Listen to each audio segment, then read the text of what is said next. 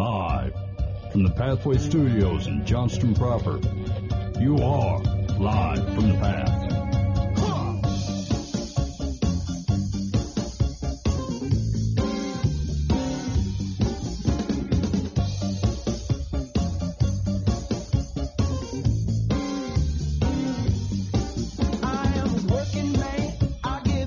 And you're listening to Live from the Path. We're coming from the Pathway Studios here in Johnston proper. It is good to be with you again, I think. I almost couldn't find the place, man. We've been on a sabbatical. It was the fog. Hey, man, it was a long time. I was thinking back to this, actually. One of my kids goes, hey, do you have to go to the show tonight, Dad? And they kind of pouted at me. I said, yeah. Yeah, I'm going to the show tonight. I said, we haven't done one for, weeks. Yeah. I think it's darn near a month, man. I know, that's a long time. I was worried that the one or two people that count on us to kick out podcasts would be very disappointed. We could lose them. We could drop our audience by a half. All right, so here's what I got going on the show. So to kick off the new year, right, here's a few things that I was thinking about doing. One, we're going to do some Secular versus Solomon. Okay. I've got some, you're going to kick 2018 off in the right foot. Now, hold on. To be fair, that's me and Dan? Yeah. Okay. Yeah. It's a light room, Ben. Yeah, that's tough. I blame Booba for this. If he were here, I wouldn't be in this predicament. And then we're going to do, so I always go through these stories, and here's the deal. You guys are terribly hard to predict. Like, I might say, oh, hey, here's an interesting topic, and you both be like, yeah, no, I agree. And then we're done, and there's nothing to talk about. Yep. So I'm going to start rifling through stories. Yeah, okay. And we're going to see what fits, right? If you got one sentence and that's all we got, we're moving on. There's no reason to bleed a stone here. Yeah, okay, this sounds great. Okay, that's what we're going to do. Wait a minute. Now, see, if you were to tap the stone, that would come out. Sorry, there was a previous conversation about why Moses tapping the rock instead of just letting the water come out. And it would have had to been here, so I probably should have brought it up. And wait, here's the deal. You missed it because it was it was a quotable Mike moment. What was it? If you're going to fall, you should trip and fall into holy. Do you remember what it was? Yeah, well, because we were talking about the rash of pastors, and dudes that I kind of like their preaching, they're kind of helpful to me in a couple spots in my life, and they keep going down for affairs on their wife or sexual misconduct, and I'm like, there's especially in that line, and as a pastor, the way that you're operating your life, even if you do trip and fall, you should fall unholy. You shouldn't be even close to the things that you're falling into, and not to say that, obviously we were talking about this too, that there's grace to be had for actions that you take in your life, but for heaven's sakes, it's not like I accidentally stumble with my walk with the Lord and all of a sudden I'm an alcoholic, right? Yeah, if I never picked up, if I don't have that stuff in my house at all, I can't turn out to be that way. And so, some of these things where their guys are like, I had some misjudgments or whatever, and I wasn't being led by the Holy Spirit, and I cheated on my wife. We're like, what the heck are you even doing in a place where you could cheat on your wife? These explanations are terrible. Right. To your point, I don't find myself kind of wandering and then accidentally ending up in a strip club. I couldn't tell you where most of them were. Yeah. Right. As a matter of fact, I was driving Uber last year, and I picked up this group of people, and they were in Ankeny, and they were saying, "Hey, take me to this." It was a strip club, and I'm like, I'm not even sure where this is at. So I had to put it into the Uber to look for it, and I thought, oh crap, now the Google's going to pick it up and start offering me stuff. I thought, I got to get out of this Uber business. You're interested in strip clubs. Hopefully they took it as I just wanted some lumber.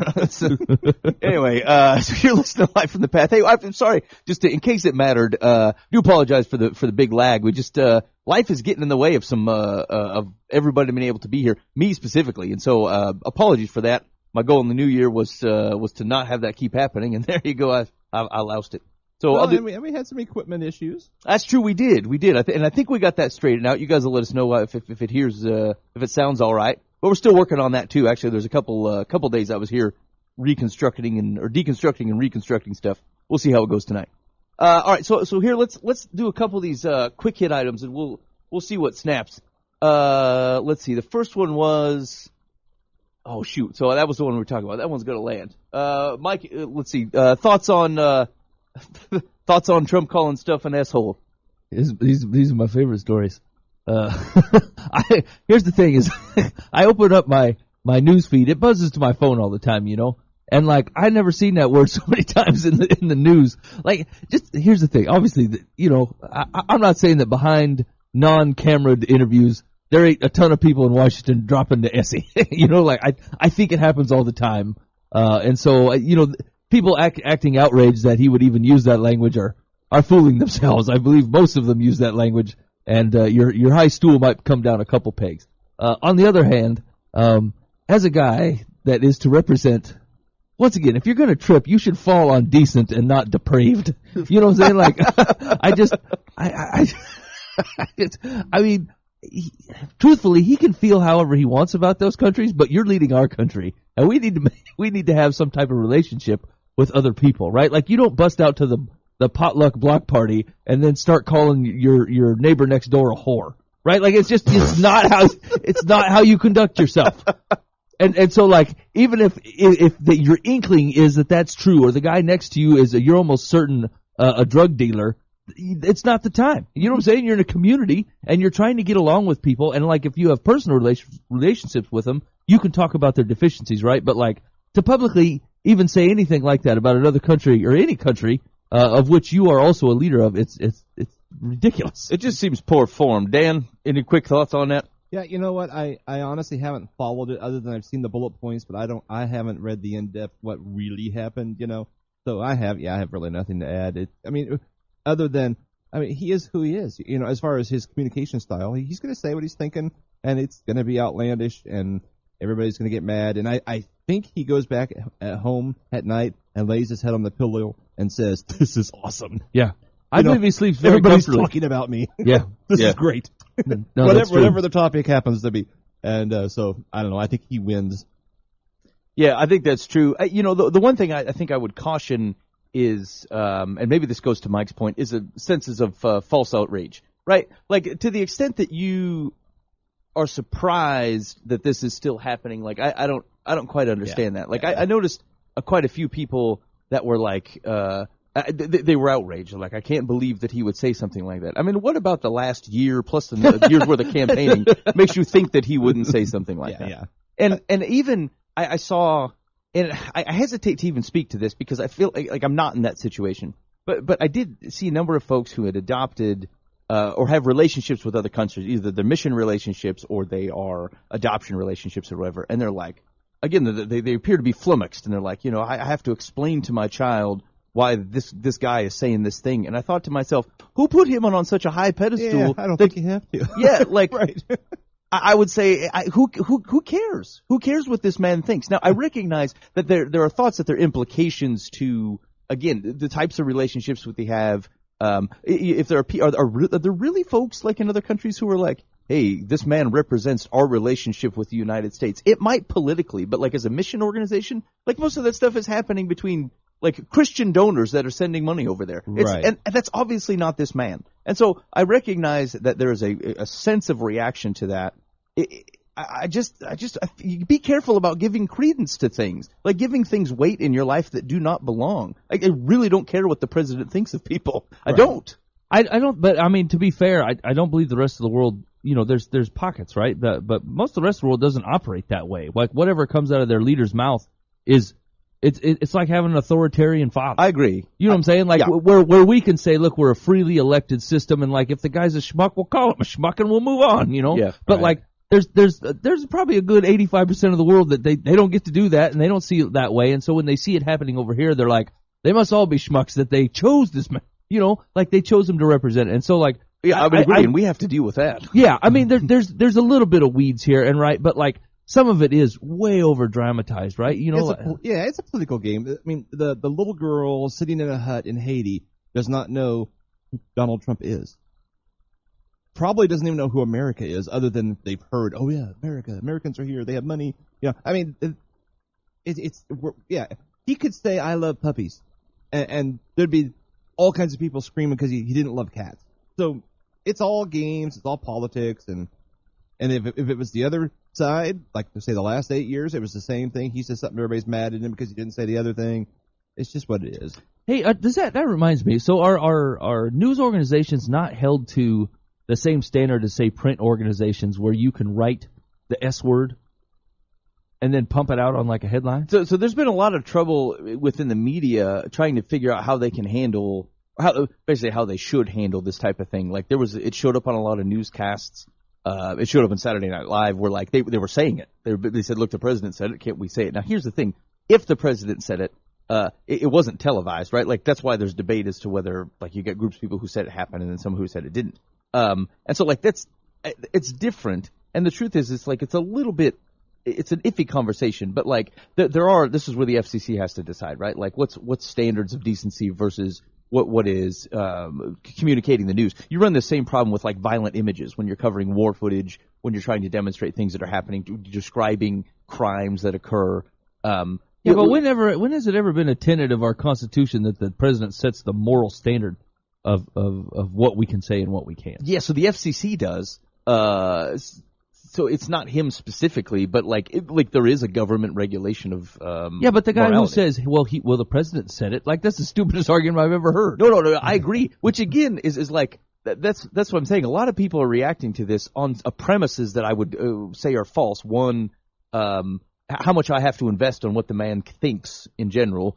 Two, that he is proposing or that we should even consider that he's the one that sets the morality for the country. Now, I mean, I get it. To Mike's point, like, that is something that we have the freedom to debate and say we just do not subscribe to. A lot of other political setups in the rest of the world don't have that same concept. Like, it is actually, they set the morality, what they say goes. And so we do have a posturing problem. We have to react to that. But, like, from our perspective, I think that's they're goading a little bit to otherwise, I think, deal with the thing in the way they want to deal with it. Yeah, that's true. Yeah. Yeah. All right. Second thing, any resolutions this year at all, fellas? Usually we're a no. Actually, I'm staying out the gas station. For good? Like no gas station at all? Yeah. Well, I mean, obviously I got to stop and get gas, and I did. The youth group needed soda, so I stopped in there. But like since the first of the year, there's no personal gas station stops and no personal lunches out to eat. Oh man, I'm rocking it so far. Really? I brought 2 cans of soda with me. I'm that old guy that brings drinks from home. It feels very lame, I'll be honest with you. But like so far, I've been packing my lunch every day, and yeah. I mean, I can't say I'm in love with it, but it is something that I resolved to do, and so far it's going okay. All right, good, Dan. I don't this year. Last year I had a bunch of goals and did fairly well on them, but this year I have more vague direction stuff than I do. Continue Adonising. What's that? That's your plan, is to continue Adonising. Yes. That's right on, Dan. Wait, like being like Adonis? It's a phrase people use. No, I don't think so. Yeah, I've never heard of it. I just said yes. Okay. I don't know. I don't really have any. A few things I started before New Year because I thought I didn't want to load it on Jan 1. So like, I started a few days beforehand. So I started drinking lemon water in the morning, like boiling lemon water. Well, I don't feel lame anymore. Boiling lemon water. Well, like heated. It's like a tea. It's just lemon juice and hot water, really. But here's what I found is that when I started doing that, it's too freaking hot. When I make it in the morning, I can't drink it. And so I have to wait for it to cool down, and I've been reading my Bible consistently in the morning because of that. And I thought, all right then, lemon water it is. So consistently for this year so far, I've been drinking that hot lemon water in the morning, getting my Bible reading done in the morning, which I've never been able to do consistently. Like never. Last year was good because I finally got consistent Bible reading in, and then this got it happening in the morning. So those are my two kind of things that I wanted to reorient my day, to get up early enough to boil lemon water.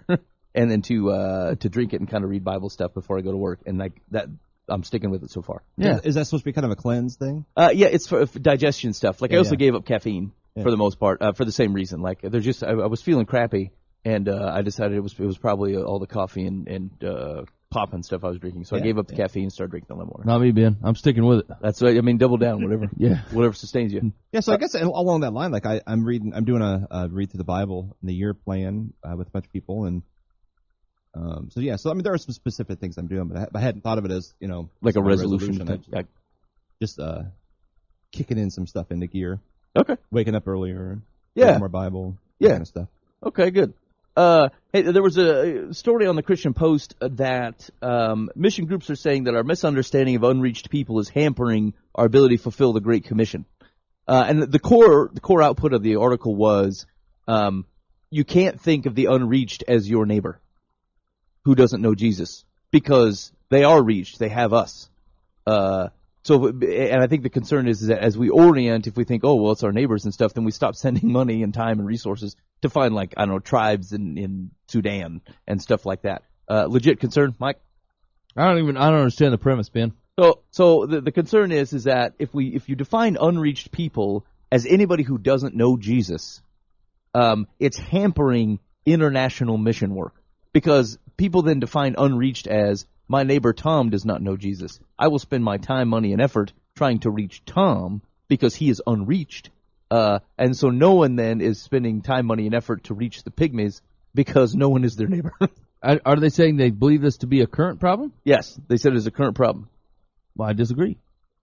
Why? You said if it was only a one-sentence answer, Ben, you weren't going to beat it to death. Wait, except for I want to know why you... So hold on, it says, concern is rising among Alliance members that many Christians have lost sight of what the term really means, with missionaries going out to the far corners of the world to spread Jesus' message. Okay. Fugler added, that's the man's name, of course, believers need to keep praying for and reaching out to those around us who don't know Christ, but we believe it's imperative that as a church we embrace a greater commitment to seeing the good news taken to the truly unreached, those places and among people groups where the gospel has yet to be heard. Okay. So I've given my neighbor Tom the best shot I can. You're done, Tom. You know what I'm saying? I'm going to Malawi. I can't put up with your white face no more. Now, hold on. These are guys, Alliance of what? Tell me they're part of the Alliance of International Missionaries. Yeah, no, I'm like sure the they Friends are. Alliance? Hold on. They're taking International Day of the Unreached. John Fugler, chairman of the Alliance for the Unreached. Yeah. Well, here it goes back to teaching the whole gospel and the whole, counsel of God. We are called to be witnesses in Jerusalem and Judea and Samaria, Galilee. I mean, to the other parts of the world. So yes, and yes. Yes, our neighbor is unreached, and yes, so are the people in that tribe in the Sudan. And so, yes, I may not have to go there, but I have to send who's going to go. I mean, I have to either send or go long range, and I'm responsible completely for my neighbor, too. So, yeah, it's like those guys that, like, they start working for, name any charity, like even the food bank, and then all of a sudden, that's all that's on the radar. Everyone they meet is a degenerate if they do not give to the food bank, and they might be living at the hospital caring for sick kids or whatever, like 23 hours out of the day. But according to this dude, they're junk because they don't give to the food bank. Passion. That's right. And so, like, he might be overreaching a little bit. Maybe you're part of God's plan to reach those people, and God's using someone else to reach someone else. I mean, wouldn't you say that, like, and we've had this conversation before, like, as far as international missions goes, is like, I mean, people from outside of the country can do a lot of good, but it's the infrastructure within the country. Like, if you set up people to meet Jesus in that country and then let people who live there work and do the work of Jesus Christ, that's better. That's always better. It's not like Paul said, hey, I'm not setting up a church here in Ephesus. I just want you to like me, and then I'll be back, and then we'll talk about it again when I return. Like, he set up a church to operate apart from his presence, right? And so, like, I'm not saying that we don't need to send people to set up churches, but, like, the Great Commission is to make disciples, right? Is to grow people into knowing who Jesus Christ is. And, like, if you do that with some people in that country, then those people will make other disciples, and your oddly tall, weird whiteness doesn't need to be there. You can go back home and take care of your neighbors. All right. Yep. Next. So that one guy, Mike, this was the story you were talking about. It was the dude that was a youth pastor. Hold on, see if I can find the allegations were made. Okay, this week allegations were made against Andy Savage, the megachurch teaching pastor at High Point Church in Memphis, regarding an event that took place 20 years ago when Savage was serving as a youth pastor in Texas. According to the accuser's testimony, 22-year-old Savage coerced the then 17-year-old Jules Woodson to participate in sexual activity. He had oral sex. He had oral sex in the back of a car. Woodson reports that he apologized immediately after the incident, I'm sure, asking her to remain silent. Sounds like an apology. When Woodson refused, according to her testimony, the church instructed her to keep quiet. And so the primary outrage to this was there was video of this guy telling this story, and then the church kind of get up and applauds. It's part of the Me Too stuff. He gave his personal testimony. I was the perpetrator. Yes. And God has forgiven me. Yes. Yeah. Yes, that's true. And so the question is, there were a lot of reactions to this, most of them negative. Whether the man should still be in ministry, does God's forgiveness extend to this man still be still in ministry? Was the church right to have stood up and applauded? I don't know. Quick thoughts on that, Dan. But my initial thought when I was hearing about this was the church did what it has been trained to do the last several years, is to recklessly love and offer grace and forgiveness and mercy. And I think we should. I think that is good. I think they probably didn't have time to process what was really being said, what he really did, what happened, and to say, well, wait a minute, you're also a pastor and leader in this church, and maybe that's not appropriate. And maybe we need to think this through more than before we just stand up and applaud. And I don't know where I even am on that. If something that he did 20 years ago, I want to know what's he done in the last 5 years. Is that a habit, or did he was just a silly 22-year-old that was a bad mistake and a terrible thing, and he learned, even though that church did things terribly wrong, I would say, those people all need fired. Yeah, the Texas church. Yeah. The elders need to step down if they're still alive. I mean, all that stuff. Because that was awful trying to hide it. Yeah, but I need more information to know if he shouldn't be a pastor now. Now they might be reacting too far the other way. I mean, if there was grace, if he is done, if it was a mistake, and that's what his confession was all about. They took down the confession too, so I can't hear that. Right. Then I could speak more intelligently, but I'm going to ride the fence on what he should be doing now. Mike. Yeah, I suppose you need more information, right, to know. Like, I think the thing that troubled me is like if you read the gal's take on it, is like not the last they ever heard of it, right? But like when he left the church in Texas, he didn't say why. It was a vague, I made a mistake, it's time for me to move on, and then he left, right? And then it ended with him asking this gal to just keep it on the low, right? And like, this should have came out 17 years ago. Well, yeah, and I think the clarification here is that the church asked her to keep it on the low. They weren't allowed to talk after it was reported. So, like, he said that he had apologized. That didn't happen. That's the thing. It's like the church says, hey, you're not allowed to talk to that person. I'm like, whatever. I'm totally allowed to do whatever I want. Yeah, so I agree with that. So, and maybe this goes to the point of this isn't. It's safer to feel like he's doing penance in this way, right? Like you removed yourself 20 years from actually making an apology, from ruining your life, which it probably would and should have at the time, right? And you dodged it for 20 years, and then now we look at it and having to rightly respond to the fact that this that Jesus is a forgiving character. Otherwise, we're all in trouble. But this doesn't feel like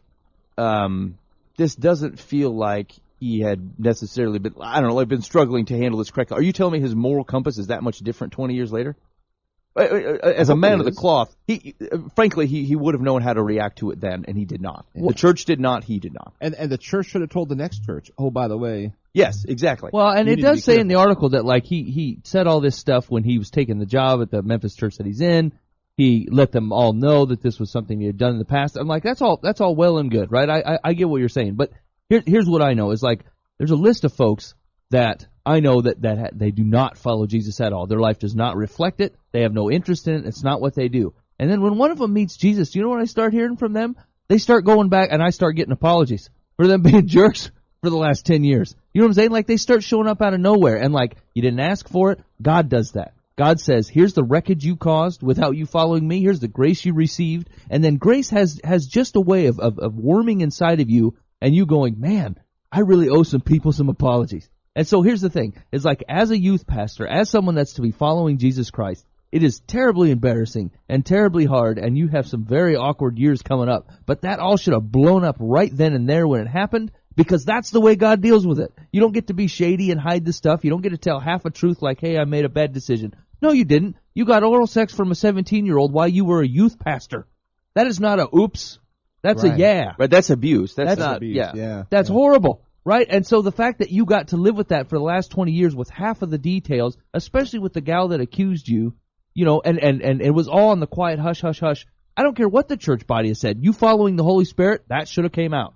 A church body trying to save face does not trump the Holy Spirit leading your life and you going, I hear what you're saying, boys, but I got to get this out. I did this. I need to repent from it, and it needs to be done. And that's the way you live when you follow Jesus. Here's a side road from this whole thing, because you get down to what happened this past week. This was an illustration in a sermon, and he was thinking in his study, this is going to be a home run. Yeah. I'm really going to make some cool points, and I'm really going to. And hopefully, he was thinking it from a positive. Some people who've done some bad things are going to find out there is grace for you. Yeah. But he broke the cardinal rule of illustration. Is the illustration blew up in his face and was bigger than whatever he was saying, and now all we're talking about was his illustration, and he may lose his job over it, when that's really all it was. I mean, what happened was terrible and real. I'm not saying that it wasn't. I'm just saying that's what the tool he had this week is a great illustration that I'm going to make a point on, and he chose a poor one. But, I mean, how myopic do you have to be to not recognize the nature of the point you're making? Yeah. I mean, it's one of the things that brings caution as to whether he's actually recognized. I mean, I don't know the man, all right? Yeah, so, right. in fairness, and frankly, the church that applauded didn't know the details either. He did not give the level of detail that we now know. Yeah. And so, I mean, recognize that that's what these people are hearing is someone did something. To their extent, it sounds like he confessed it and then it was handled well. I'm giving them a pass. He's obviously a skilled speaker in a large church. Yeah. So I mean, they're not going, you totally abuse people, fantastic, right? Great. Where's Matt Lauer? There is probably a lack of sensitivity there, but I would say for that man to even think that this is a reasonable point, and something that whatever I would agree with you that whatever point he's trying to make, like this is supporting and not a lead actor, is foolish.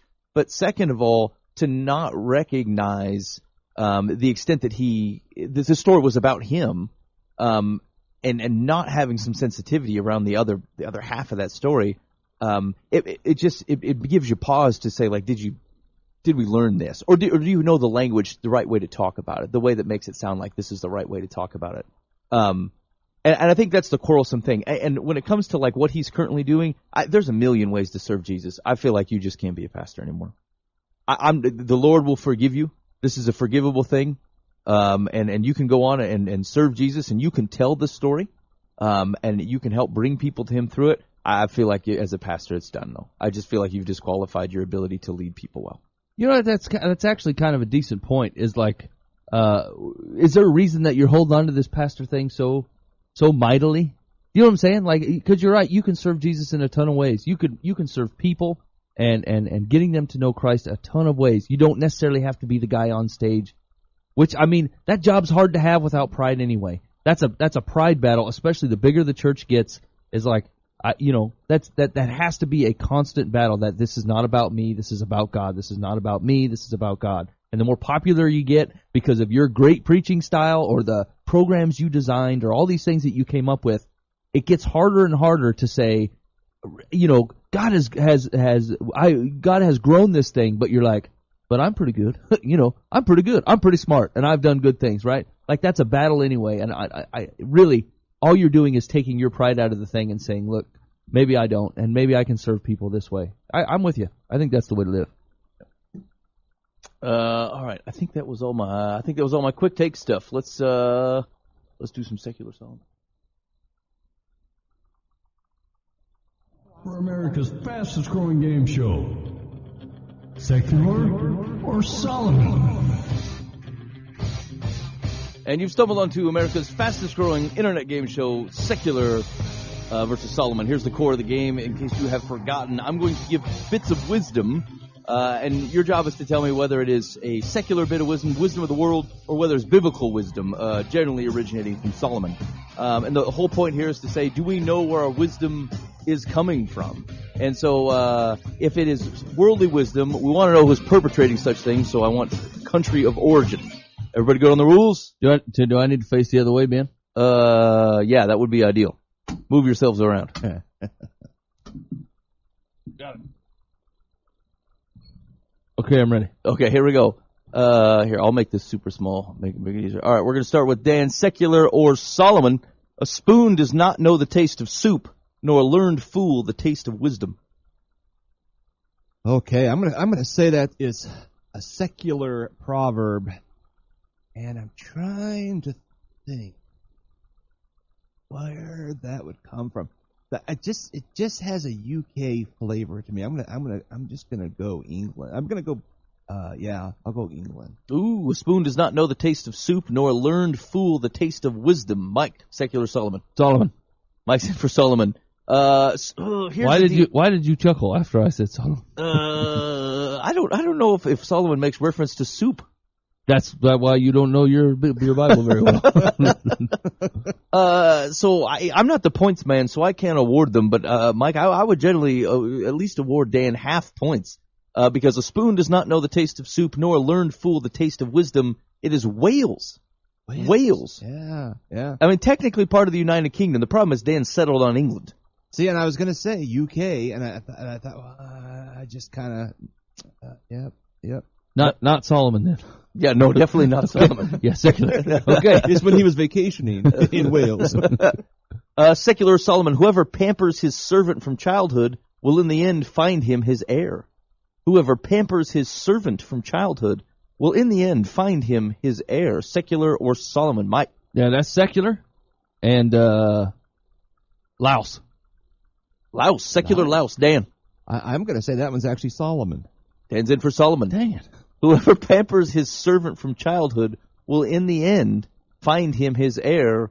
Solomon, Proverbs 29. Come on. I mean, Dan is rocking today. Rocking. It's abysmal. It's a new year, my friend. Dan's on a year-long Bible reading, starting in Proverbs. Secular Solomon. Whoever sends a message by the hand of a fool cuts off his own feet and drinks violence. Wow. Ouch. Whoever sends a message by the hand of a fool cuts off his own feet and drinks violence. Secular or Solomon? Dan?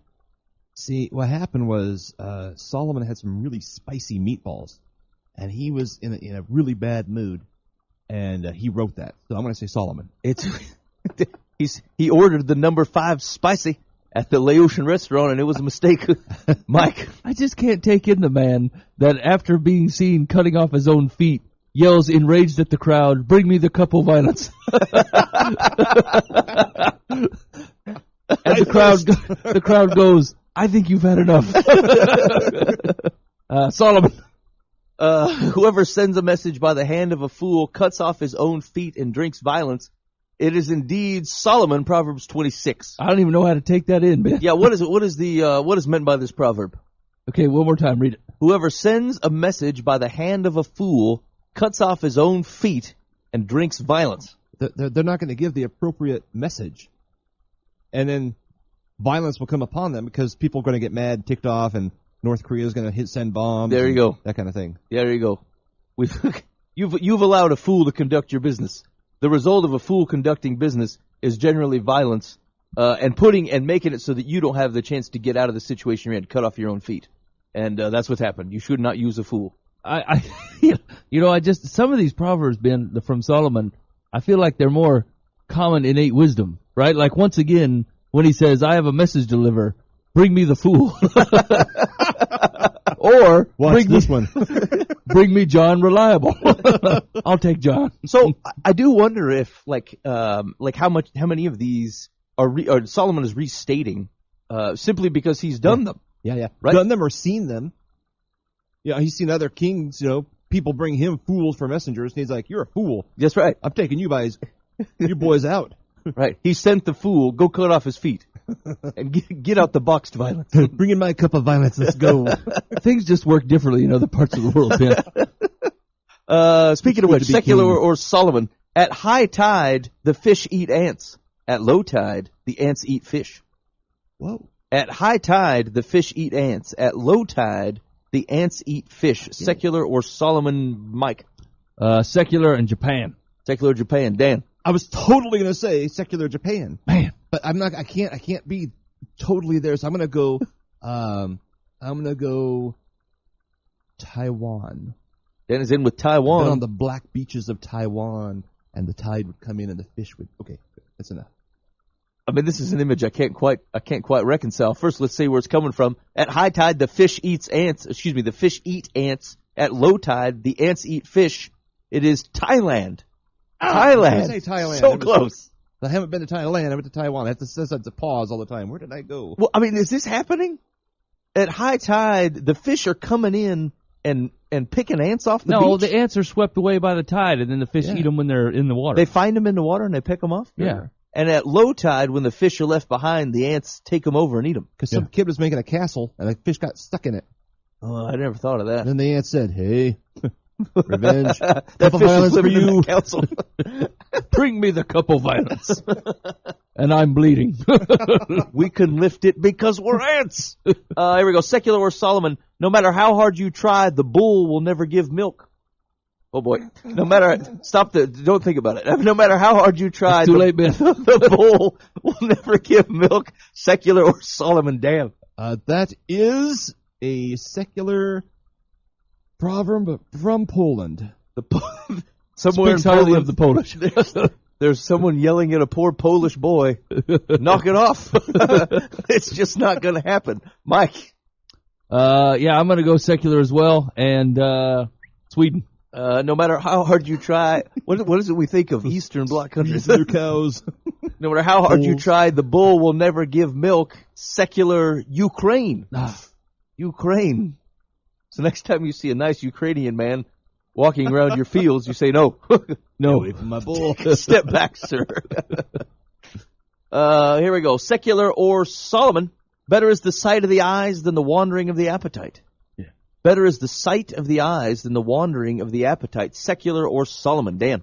I'm going to go Solomon. Dan's in for Solomon. Mike. Yeah, Solomon's all over that, Ben. Better is the sight of the eyes than the wandering of the appetite. It is Solomon, Ecclesiastes 6:9. Ooh. 6:9. I don't know. Does that one make sense? Better is the sight of the eyes. Better to take it in than chase it. Is that what it means? Yeah. What is it? The first, I don't know, between the first 12 chapters of Proverbs or whatever, there's probably 3 devoted to dudes going after stuff that don't belong to them, or That's true. chasing the drippy woman or whatever. You know, like it just he loves to bang that gong. Yeah, the drip faucet woman. Here we go. Secular or Solomon. Dripping honey. The highway of the upright turns aside from evil. Whoever guards his way preserves his life. The highway of the upright turns aside from evil. Whoever guards his way preserves his life. Secular or Solomon. Mike. That's exactly what we're talking about people stumbling.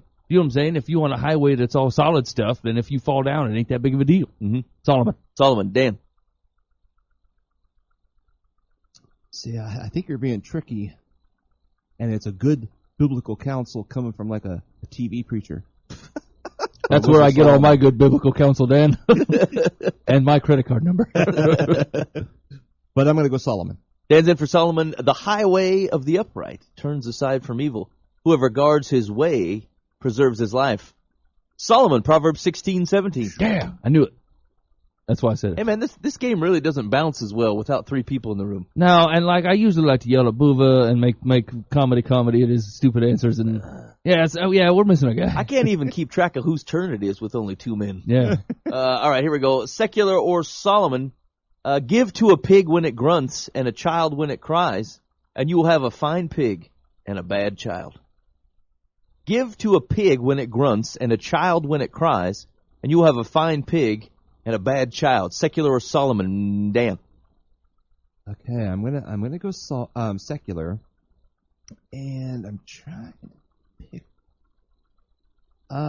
This is where it's really really difficult for me. I'm gonna go with. Boy, it's really tough. Boy, Dan. Brazil. No, you kidding me? Dan's in with Brazil. Mike. I was going to say Brazil. Okay, I'm going to say secular and Portugal. Give to a pig when it grunts and a child when it cries, and you will have a fine pig and a bad child. Secular, Denmark. Denmark. I had no idea there was pigs in Denmark. Isn't that where they made the movie with the pig, the talking pig? Babe? Babe, yeah. No, I think that's Ireland. I've never looked at the origin of that movie, Ben and Dan. Here we go. Secular or Solomon. What's the matter with you guys? I wonder where this is made. Beautiful country. I must visit. Secular or Solomon? I wonder if they have lemon water there. And a hot stove. The church is near, but the way is icy. The tavern is far, but I will walk carefully.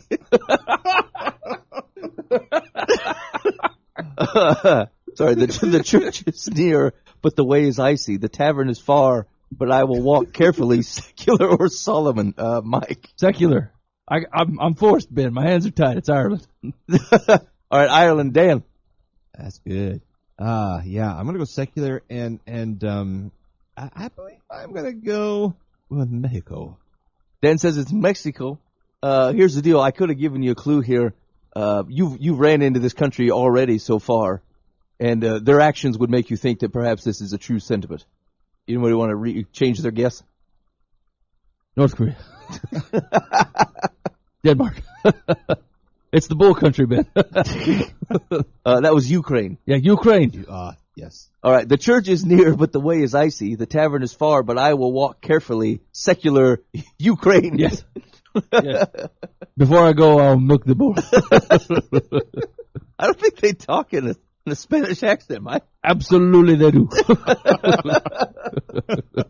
Okay, hold on. All right, secular Solomon, last one. Better was a poor and wise youth than an old and foolish king who no longer knew how to take advice. What the heck? Better was That's a not poor a proverb. It's half a paragraph.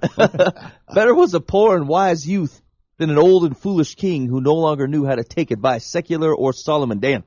I'm gonna go Solomon. Dan's in with Solomon. Mike. Yeah, man. Secular. Greenland. Secular Greenland. Better was a poor and wise youth than an old and foolish king who no longer knew how to take advice. It is indeed Solomon, Ecclesiastes 4. Dang it. That's it, Mike. What's the tally? I won 74-30. What the heck? Why? Because I'm amazing. I rock this. Yeah. Yeah, and excuse me, I'm headed to the tavern. Don't make me open up a cup of violence. It's hard to get there without defeat. All right, anyway, you wandered in America's fastest growing internet game show. To check out past versions of the show, go to lifeinthepath.org. And, we're seeing lots of traffic, so you're going to have to fight your way through. I recommend going early. Maybe in the morning. All right, that's it. What else? Anything else on the docket here? I got a secular Solomon. I got a Dear Life from the Path. Okay, yeah, let's do that. Okay, here we go. Ready? Yep. Dear Life from the Path. My husband and I enjoy going to estate sales. Recently, we were shocked when we heard an estate sales representative ask an older lady if she could afford what she was looking at. The woman answered, yes. Shortly after that, as the woman was leaving, the estate representative asked her if she could search the pockets in her jacket. She said, yes. And nothing was found on her. The estate sales representative followed up with, you know how it is.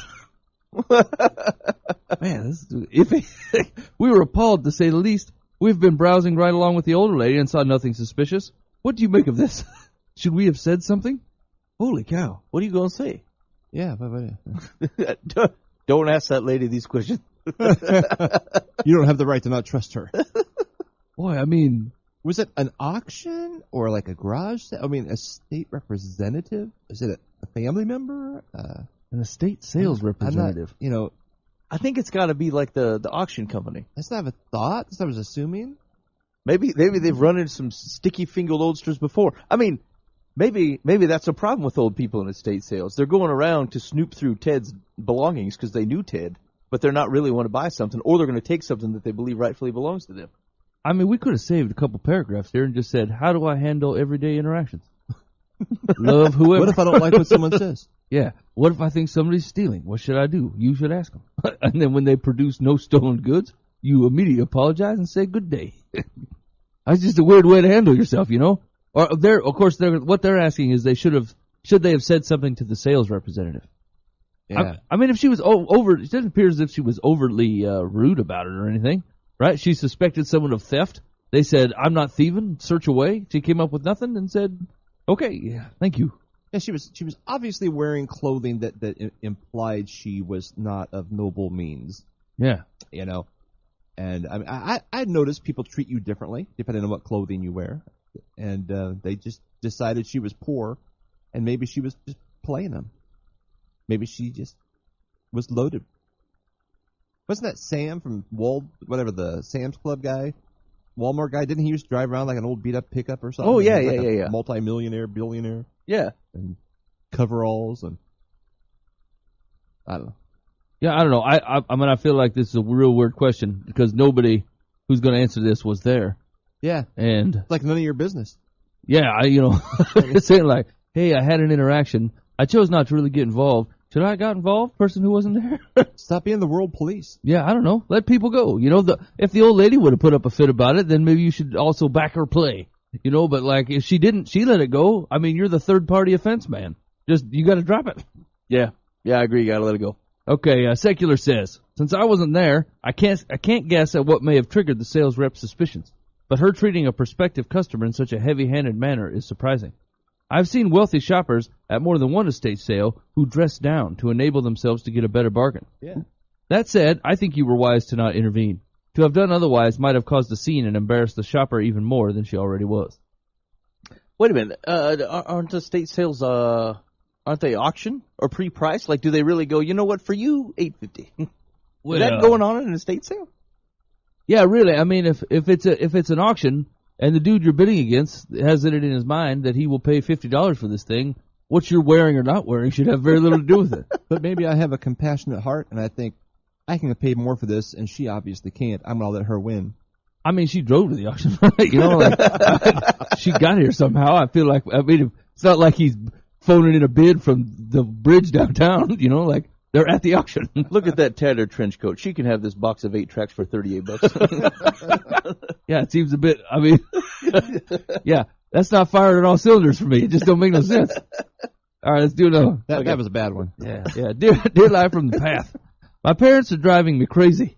About 6 months ago, they opened a little store close to where we live. Every day since it opened, they have made me work with them. On the weekends as well, after school until 6 p.m. when Dad gets there. I'm tired of working there. They don't pay me, and they're very strict. I want to tell them I don't want to work there anymore, but I'm afraid if I do, they will punish me. Can you tell me what to do? Holy cats, man. What? Did we get a sense for how old this dude is? If he's over 10, he's in big trouble. Isn't this where you say, suck it up, buttercup? Yeah. Yeah, I mean, welcome to the 19th century. Up until maybe 1950. This is the way the world works. Your parents open a place, you work there. That's it. I don't know, anybody else want to tack on there?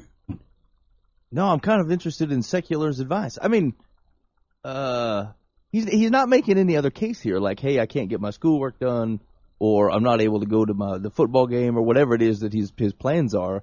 It's just like, I don't want to work. I got some video games that are really fucking dust. Yeah, I can't play them. I think I'd roll the dice and see what kind of punishments we're talking about, Like, hey, Dad, I don't work anymore. This place is stupid. Well, then you're going to go home and clean the kitchen. Yeah, okay. Or I'm going to take away your car. Yeah, that's no problem. I think I'd roll the dice and tell him I don't want to work there no more and then wait and see what the punishment is. And if Mom cries, then obviously you got to stay because you can't do that. But if you make Dad mad, they can deal with making Dad mad. You got to test your limits. I feel like, I might just ask. Say, look, I don't come into work today. What do you think? Yeah. What do you think's going to happen? I'm feeling it. Okay. Yeah. What's the Secular advice? Secular says, I don't know how old you are, but your parents wouldn't be doing this if they didn't need your help. Okay, that's definitely not true. Grace came up to me tonight and says, if I don't agree with you when you're saying something to me, then I have to agree with you no matter what you say, otherwise I get in trouble. I'm like, yes. Yes, that's exactly how it works here, yes.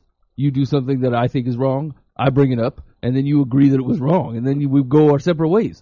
And she goes, but you always do that. I'm like, yes, this is exactly my job description.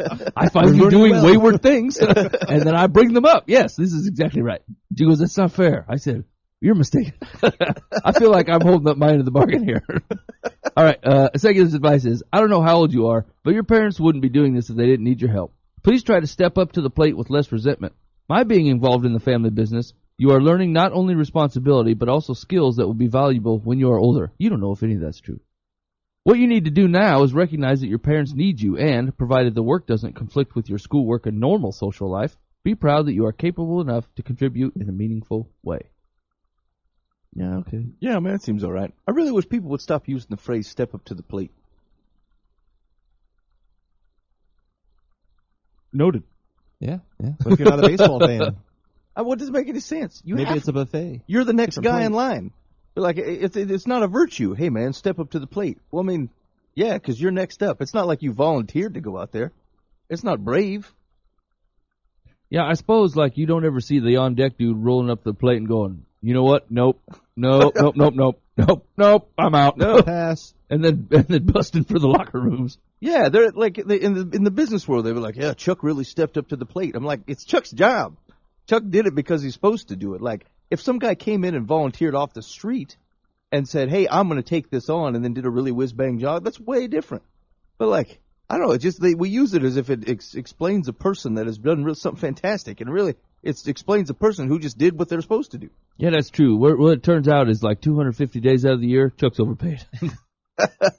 This time, we've gotten our money's worth out of it. Yeah, so I can say Chuck finally swung and hit one. That's what they mean. Yeah, I agree. Otherwise, Chuck's not trustworthy. Yeah. Okay, one more, last one, yeah? Yep. Man, this one's kind of lengthy. It's about an insecure teenage girl. I'm ready for it. Dear Live from the Path, I'm a 16-year-old girl, and I'm pretty sure I'm the most insecure thing on the planet. Mm-hmm. I always feel self-conscious. Although I guess it's normal for kids my age to feel like this, it's at a whole different level for me. I feel like everyone, including my closest friends, don't like me or care about me as much as I care for them. I try to distance myself from people so I won't seem annoying or clingy, but that has left me socially deprived. I don't have a best friend either. I have multiple kind of friends. I'm scared to get too close to anyone and too shy to make new friends. And yes, I know, having friends isn't the most important thing in the world, but it's still pretty important because you need to have people there for you, to trust and to have fun and make memories with. I always feel like a burden to everyone, and like everyone who is nice to me is only doing it out of pity. This year I wasn't invited to even one Sweet 16 party because I've distanced myself from everyone. No one, except for 2 kids, talked to me at school, and when the teacher asks the class to partner up, I'm usually left alone. A lot of this "no one likes you, everyone hates you" paranoia comes from my parents, because when I was younger, they said it to me repeatedly. I only have a few internet friends. They're the only best friends I have, but unlike me, they have lives outside of the internet. I'm the loser. Please help. Holy cow. Man, it was a couple chip shots there for the first couple questions, and this one was kind of a gully. Is this a female? I'm a 16-year-old girl. Yes. Yeah. Okay, that's right. Well, I think she needs to take some risk and start talking to people, and just it's hard to do, but ignore the rejections or ignore the people who don't reciprocate with conversation, and just keep trying until you find someone. You'll find there's friends out there. You have to work it though. You have to do something. You have to be involved and engaged in this thing. You can't just hide behind a computer screen and hope you become friends with somebody. Yeah, there's like the descriptions are kind of feast or famine, right? Like it's I backed away from people because I felt like I was too clingy, but then no one interacts with me, and so like there's I would agree that this probably comes from if there's a self-perception here that says as soon as you start getting close enough someone to have a friend, then you start worrying about overdoing it, and that causes you to back away, and then you don't have any friends anymore, right? So like, and that cycle is going to persist until you can start to get a more solid handle and confidence in who you are, because really, I mean, that's kind of the core thing is like you're so if you're so dependent on what other people are thinking, then you can become super reactionary on how they might be thinking of you, and it causes you to change your behavior. And so the truth is you got to let people be people, right? If you're being too much, they'll say you're too much. People tend to tell you that kind of thing. And so like you have to trust that people will help inform you as to how you're interacting with them, whether you're being a good friend or whatever. But to Dan's point, like obviously separating yourself from folks isn't helping either.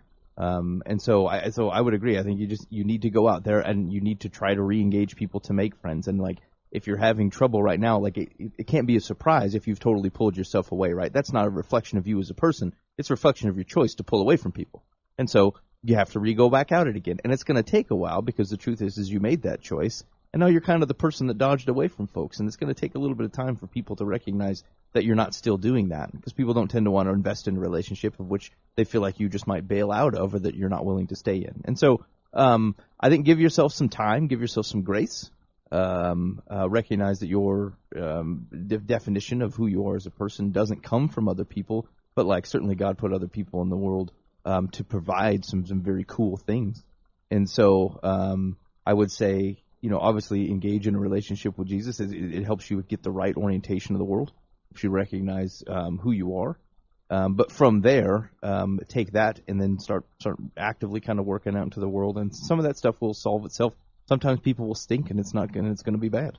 But like the risks that comes with engaging with people and making friends will outweigh the things that will come, the negative things that might come from the process of doing so, or what it's like to engage with people and have to correct yourself and how you engage with them. So I would agree. I think you just get back on out there and see what comes of it. I think what you're trying to say is step up to the plate. Step up to the plate. That's right.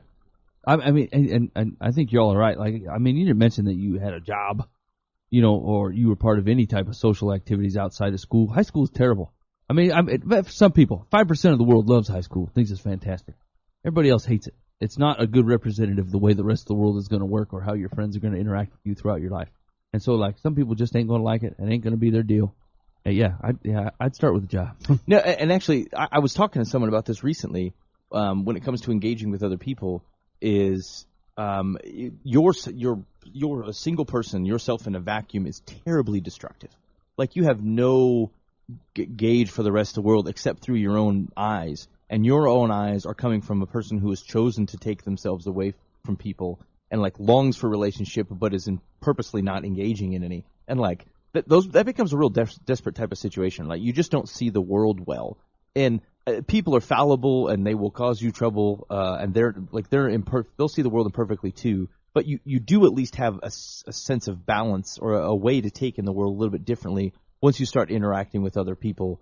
And it becomes real difficult when you're isolated like that, is because you start making decisions that just aren't reacting to the world as it actually is. And so if you want to have a chance to see the world correctly, engaging with other people, good or bad, on a consistent basis will at least give you the opportunity to do that. But just recognize things are always going to feel differently and probably aren't a right reflection of reality when you're trying to digest them by yourself in an isolated condition, and you interpret how people are interacting with you generally in a hyper way. Like it's not really a right understanding of the world when you're in that position. So like you have to be out interacting with folks generally on a consistent basis, like a job or school should do it, but as long as you're not pulling yourself away from people. But just recognize that you really run the risk of not seeing the world correctly or as it actually is when you lose the perspective of people around you. Yeah, you need to go to church. They have to love you. There you go. Yeah, they got to do it. Secular says, please do not compare your life with the lives of people you know from the internet, because the information can be misleading. In an online world, everything seems rosy because people are less likely to post about their disappointments. In the real world, let me point out that parents are supposed to support and encourage their children, not belittle and denigrate them. Because you need more mentoring than I can offer in a letter or a column, I hope you will discuss your issues with a counselor at school who may be able to help you receive professional counseling to overcome the verbal abuse you have experienced at home. Please write me again and let me know how you're doing, because I care. Wow. You didn't say anything nice about her. You just told her that her parents were junk and she needed counseling. I mean, I feel like you could empower her. You know what I'm saying? I feel like you could say some things to her that are true right now without counseling to send her on her way and get her headed in the right direction. Beyond you're a victim. Yeah. Here. Yeah. You got screwed. Why don't you wallow in it for a while? Go talk to somebody. I mean, I'm not saying that you shouldn't get counseling. Counseling is very, very beneficial for a lot of people, right? But, like, in the meantime, go on about. To take some stuff, discover who you are, and move on. All right. You've been listening live from the path. Thanks for hanging out with us this week. Really do appreciate it. On the docket for next week, I'm not quite sure about that. But in the meantime, we'll be preparing a show that will be fantastic. Until we see you next week, be faithful in the means. God will handle the ends. You've been listening to Live from the Path.